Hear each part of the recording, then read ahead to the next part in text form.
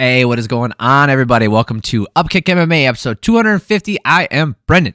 UFC 287, Pereira versus Adesanya, early prelims. All right, we're going to cover the fights here. We're going to cover them round by round. We're going to go through them. Ignacio, Bahamondes versus Trey, Ogden, Steve Garcia versus Shayilan, Nuerdanbieke, and Sam Hughes versus Jaqueline, Amorim. So we're going to cover all those fights here, break them down round by round. If you're looking for the prelims, it's in the last video. If you're looking for the main cards, the video before that. All right, real quick before we get started, I'd appreciate it if you subscribe to the channel if you like this kind of stuff. If you do like the channel, so that way you know when the video's coming out. Let's break down some fights. Okay, early prelims. Now, I have come to find out that the early prelims, also if you're looking for a specific fight breakdown, the timestamps are down below. Like I was saying, I have come to learn that not everybody watches the early prelims. Can't imagine why. When they start at 5:30 and the main event doesn't get started until 11:15 at night. You guys almost have like a life or something. No, it is I know this isn't me saying like, oh man, this is so freaking hard. I enjoy this. I enjoy watching fights. I'm not complaining about any of it. But I understand, my point about this is, I understand why you wouldn't want to spend your entire Saturday evening watching all of these fights, round by round, paying attention to all of them. I get it. That being said, go check at least this one out. The early prelims are worth watching. I said it in the prelim video. This fight's worth watching. The Nuerdanbieke fight is definitely worth watching, and the Jaqueline Amorim fight is also worth watching. Guys, the early prelims were very good. Go watch them. If you have time, throw them on in the background. It's some fun performances. Let's get into them. Ignacio Bahamondes versus Trey, Ogden. Trey just never got started. He just never got started. All right? He just didn't do it. Poking from both guys early, trying to figure out each other. Bahamondes was just the one landing with some power early. The leg kicks were landing for him. The inside kicks were landing, the inside leg kick, the outside leg kick, the body kick was there. He threw some high kicks. Ogden was just not able to find a rhythm. It was all Bahamondes, and he's opening up with a variety. Just all kinds of, he used a wide variety of strikes to keep him at range. They started even, but Bahamondes was the one who figured out the range and started to land. So they started pretty tentative, but he just pulled away. You can see it here in the striking numbers, 26-9 in favor of Ignacio here.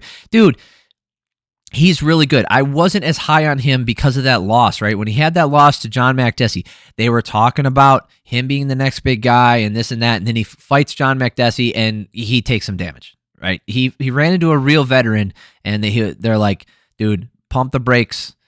You got some shit to figure out. And over the last couple of years, he's really started to put himself together, becoming more measured and having a more thoughtful game plan and approach, and it's worked out beautifully for him. Maybe not, even though he's got those spectacular knockouts, right? The spinning heel kick knockout. This, to me, is as, if not more, impressive because he shut down Ogden, a true veteran of the game who has seen everything. He's seen it all in there. He's done a great job. He's a true battle-tested, hardened veteran who's had ups and downs, but he knows what he's looking for, and he shut down everything from him. He wouldn't let him get started. Okay, second round.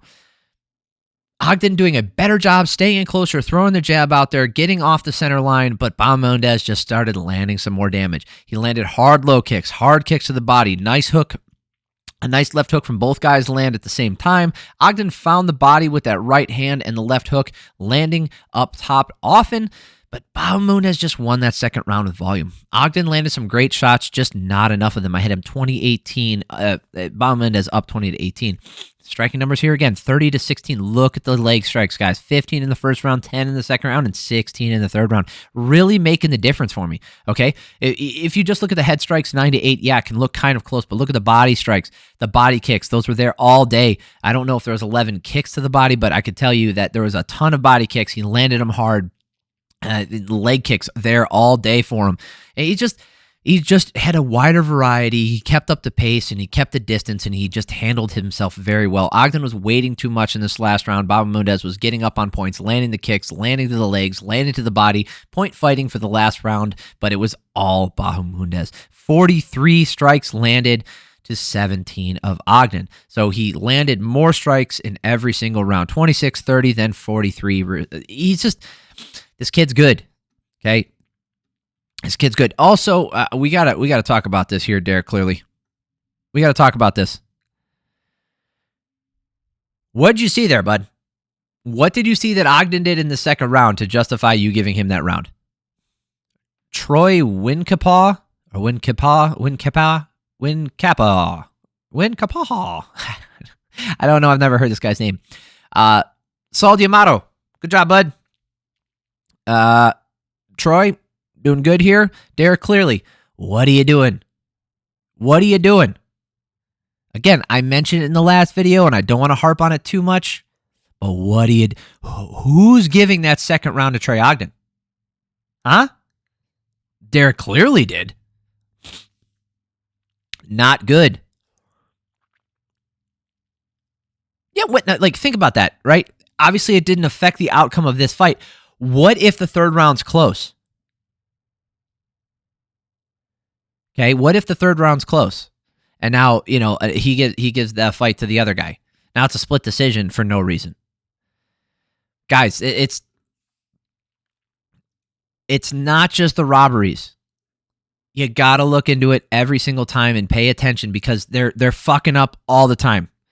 There are screw-ups, top of the card to the bottom, start to finish, man. There are screw-ups all the time, and we don't catch them. You got to go look at the scorecards. If you really want to see how bad this stuff is, you got to look at every single round from the scorecard. I know that, I'm doing it here for you, so you don't have to go do it yourself. What I'm saying is, just because the judges get the decision right doesn't mean they called the rounds correctly. They can fall ass backwards into a correct decision. Okay? That can happen and does happen and did happen in the prelims. All right, moving on. Great fight for Ignacio. Shayilan Nuerdanbieke versus Steve Garcia. What a comeback. Shayilan Nuerdanbieke landed... Oh, man. Garcia was landing some front heel kicks. He landed a front heel kick to the nuts. Nice shot. Nuerdanbieke he just lands so hard, and he landed a huge right hand. Garcia fell down. I don't know how he didn't go out. Like, the shot that he took, that right hand that he took in this first round, for the love of me, when I watched that and I saw it again on the replay, it was like the Kelvin Gastelum fight. But this one was worse because he went down and somehow he didn't go to sleep. It was unbelievable. Way to stick it out, Steve Garcia, man. Holy shit, dude. The grit and determination that it shows to just be like, to not give in there because you just got cracked. Your world is rocked. And to be honest, like, you might not even know where you are, but he knew enough to say, nah, you know what? I'm going to keep fighting. If I go out, I go out, but I'm going to get back up. We're going to do this damn thing. Nuerdanbieke got the toss, and they went back down after that. They landed some hard shots on the ground. Garcia got to the feet and started looking good at the end of the round. Landed a huge left hand to stun Nuerdanbieke near the end of the round. Made a comeback all within one round. Okay, now if you look at the striking numbers here, 16-6 in favor of Nuerdanbieke, and I did give him that first round because he dropped him so hard early. Outlanded him, outdamaged him, even though he got wobbled himself near the end of the round. It doesn't matter. Okay? Shot at the end of the round is worth the same as a shot at the beginning, whether you agree or disagree with whether or not it should be like that, Joe Rogan. Whether or not you disagree that it should be like that, it is like that. Okay?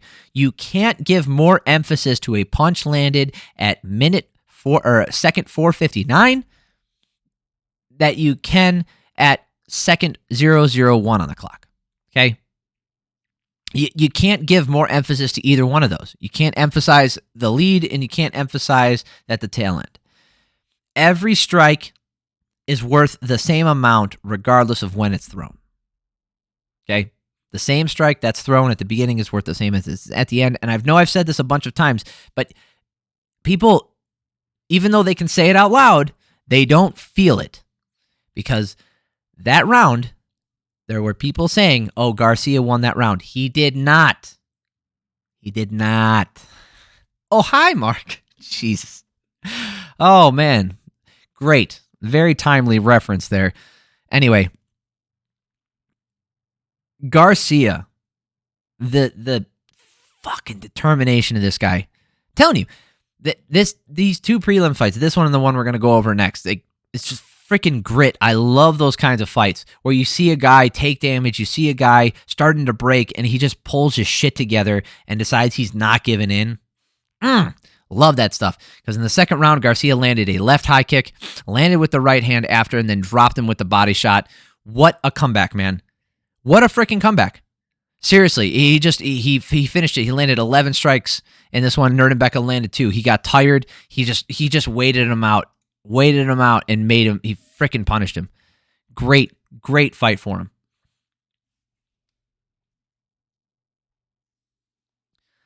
My dog farted, and it smells so bad up here. Holy crap. Aries, what the heck? What did you eat? Oof. Obviously, these videos are coming out a little bit later. Sorry about that, guys, but it's the smell. Name that movie. It's Easter, obviously, and we just had my family over. Lovely time, great. That's why these videos are coming out later. It's also why Sneaky Pete over there probably grabbed some food he wasn't supposed to eat, huh? Let's go. First fight on the card: Jaqueline Amorim versus Sam Hughes. Great fight.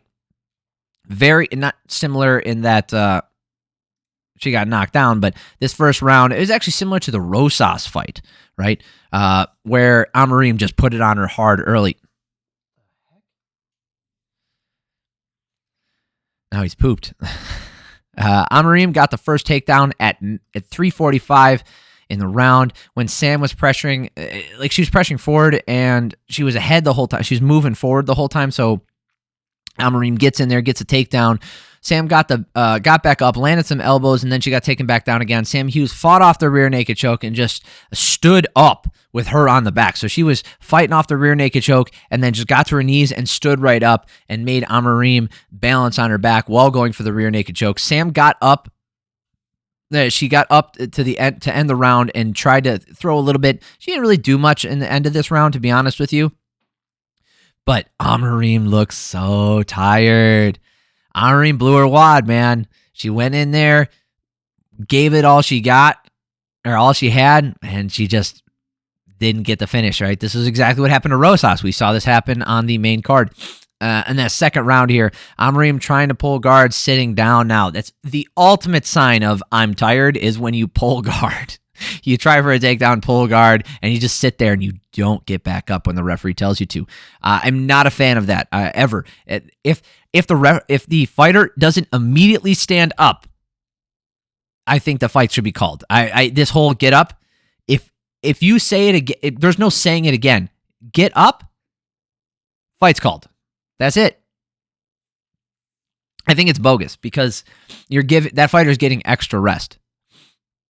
Especially near the end of a fight, maybe that they were winning and they're just trying to wait it out and do the veteran thing. Fuck that, man. Screw it. No, dude. Fight's over because you didn't get up. You have one chance to respond to a command. You did not get up. It wasn't that bad, but I do dislike that. Amorim pulls guard again after Sam landed a couple strikes. Amorim looks so tired. She's just sitting on the ground, not wanting to go anywhere. Amorim was grabbing the inside of the glove to keep Sam on the ground. The ref warned her for the fourth time. She did this multiple times. Just warnings, no point deduction. Dominant round for Sam. Amorim did not want to be there anymore. She didn't. She just didn't want to be there anymore. She wanted out. Sam outlanded her 6-3, but really it was the control time on top and doing damage. And those were just significant strikes. The total strikes, 34 total strikes to 8 of Amorim. 3 minutes and 29 seconds of control time for her. 19-19 going into third, guys. Can Amorim pick it back up? No. She's trying to grab and reach for the takedown. Sam was punishing her for it. Amorim was panicking and holding so tight on the ground. She was just trying to grab anything and just bring her in. She was so freaking tired. She didn't know what to do with herself. Sam landed some nasty ground and pound with elbows and punches.